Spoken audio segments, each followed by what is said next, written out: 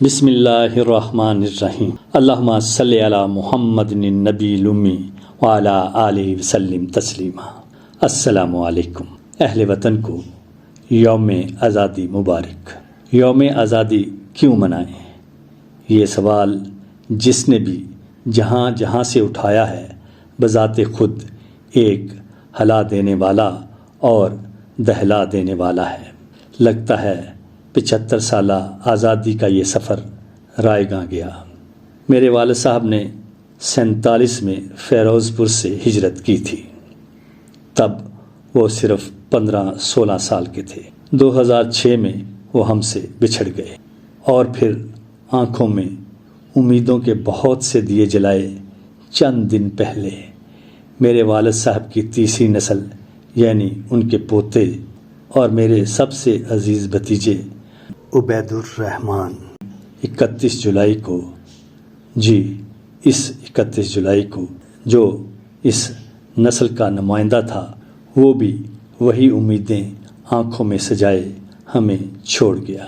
اس کی آخری لمحے تک کھلی آنکھیں شکوہ کر رہی تھیں، کاش اس ملک کو بھی میڈیکل کی وہی سہولتیں میسر ہوتیں جو ترقی یافتہ ممالک کو نصیب ہیں، تو وہ دل کے اپنے پیچیدہ عارضے سے نجات پا کر اپنے وہ خواب پورے کر سکتا جو اس نے بچپن اور جوانی میں اپنی آنکھوں میں سجائے تھے۔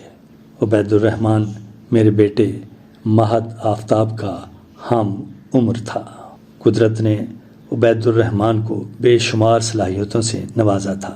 وہ پیدائشی طور پر دل کے عارضے میں مبتلا تھا، چنانچہ کسی تعلیمی ادارے میں نہ جا سکا، لیکن وہ ایک بہت اچھا آرٹسٹ، بہت اچھا مصنف، لکھاری، سماجی کارکن اور سب سے بڑھ کر سائنسدان تھا، اور اس نے وہ چیزیں بنائیں کہ سارے خاندان کو ورطۂ حیرت میں ڈال دیا۔ اس کی صلاحیتوں، خیالات اور خوابوں پر کچھ لکھنے یا کہنے بیٹھوں تو کئی دن گزر جائیں، لیکن کیا فائدہ؟ دکھ صرف یہی کہ اس کی بیماری کا علاج اس وطن عزیز میرے پیارے پاکستان میں نہیں تھا۔ 2006 میں جب میرے والد صاحب ہم سے بچھڑے میری عمر 44 سال تھی اور آج 17 سال بعد 61 کا ہو گیا ہوں۔ میرے والد ان چند خوش نصیبوں میں سے ہیں جو ہجرت کے دوران اپنے والدین، 2 بھائیوں اور 2 بہنوں کے ساتھ زندہ پاکستان کی مقدس سرزمین پر قدم رکھنے میں کامیاب ہو گئے۔ وہ اپنے مال و متاع اور خاندان کے بے شمار لوگوں کی قربانی کے بعد اس پاکستان کے باسی بنے تھے۔ جب بھی پاکستان، قائد اعظم اور علامہ اقبال کا نام آتا، یہ 3 مواقع ایسے ہوتے تھے جب والد صاحب کی روشن آنکھیں مزید روشن اور چمکدار ہو جاتی تھیں۔ میرے والد صاحب بہت صبر والے تھے، بہت قناعت پسند اور توکلی شخصیت۔ ایک وقت کا اگر کھانا میسر ہوتا تو دوسرے وقت کے کھانے کی کبھی فکر نہیں کی۔ غصہ ایسے لگتا تھا کبھی ان کو چھو کر نہیں گیا، لیکن خاندان، دوستوں یا ہم بہن بھائیوں نے کبھی بھولے سے بھی اگر پاکستان، قائد اعظم یا علامہ اقبال کے بارے میں کبھی کوئی منفی بات یا لفظ کہہ دیا تو ان کا چہرہ غصے سے سرخ ہو جاتا، گویا سارا خون ان کے چہرے پر آ گیا ہو۔ وہ کہتے، میں پاکستان، قائد اعظم اور علامہ اقبال کے بارے میں ایک غلط بات یا منفی لفظ نہیں سن سکتا۔ آنکھیں ڈبڈبا سی جاتی اور ہمیں کہتے، تمہیں کیا قدر ہو اس پاکستان کی، تمہیں کیا سمجھ کہ قائد اعظم کتنے بڑے لیڈر تھے، تمہیں کیا شعور کہ علامہ اقبال نے اس قوم کے لیے کیا کچھ کیا۔ وہ کہتے، پاکستان مجھے ماں سے بڑھ کر عزیز ہے، جس نے ایسی پناہ دی کہ عزتیں محفوظ ہو گئیں، ایک سکون سا مل گیا۔ تحفظ، چادر اور 4 دیواری کا دوسرا نام پاکستان ہے۔ ہم سے پوچھو جنہوں نے ہجرت کی، اپنا سب کچھ قربان کر کے پاکستان کو اپنایا، تمہیں اللہ کی اس عظیم نعمت کا کیا ادراک؟ پاکستان سے ایسی بے پناہ محبت کے لفظوں میں بیان نہیں کی جا سکتی۔ آج 75 سال بعد جب اپنے ہم وطنوں، اپنے نوجوانوں، کسی بھی شخص کسی بھی کونے سے جب یہ آواز کانوں میں گونجی کہ ہم یوم آزادی کیوں منائیں، تو میں لرز سا گیا ہوں۔ مجھے ایسے لگتا ہے 75 سالہ آزادی کا یہ سفر رائے گاں گیا ہے۔ میرے اس پیارے پاکستان میں کسی نظام کو نہیں چلنے دیا گیا۔ جبر، تشدد اور خوف کے نظام نے بار بار جمہوریت کے چہرے پر وہ وار کیے ہیں کہ آج جمہوریت کا چہرہ کہیں نظر نہیں آتا۔ تازہ ترین مردم شماری کے مطابق میرے پاکستان کی 65% آبادی نوجوانوں پر مشتمل ہے، اور تازہ ترین اعداد و شمار کے مطابق یہ نوجوان بڑی تیزی سے ملک سے ہجرت کر رہے ہیں، اور یہی سب سے لرزا دینے والی اور چونکا دینے والی خبر ہے۔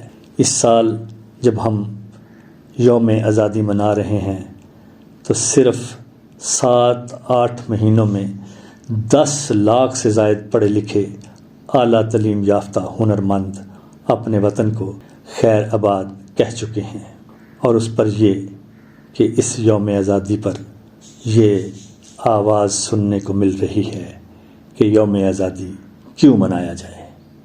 شاید یہ وہ خطرے کی گھنٹی ہے جس کو اگر نہ سنا گیا تو آگے کچھ نہیں۔ رجیم چینج کے نتیجے میں لائی گئی پاکستان کی کمزور ترین حکومت اپنا مشن پورا کر کے جا چکی۔ نگران وزیر اعظم انوار الحق کاکڑ آ چکے، پریس کانفرنس کر چکے، وہی 9 مئی کا رونا، دانش کی، وزڈم کی، سچ کی بات سننے کو کان ترس گئے ہیں۔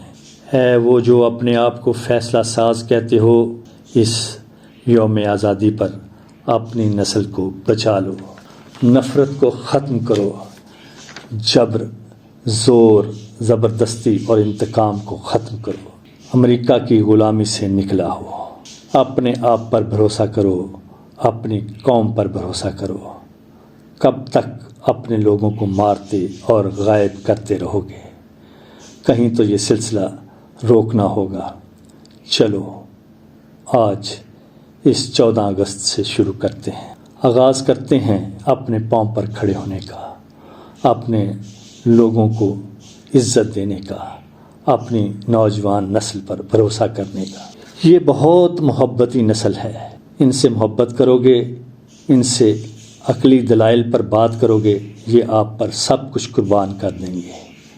ان پر زور زبردستی کرو گے، یہ ٹوٹ جائیں گے، بکھر جائیں گے، راستہ بدل لیں گے، اپنی سرزمین چھوڑ جائیں گے، لیکن تمہاری بات نہیں مانیں گے، تمہارے آگے نہیں جھکیں گے۔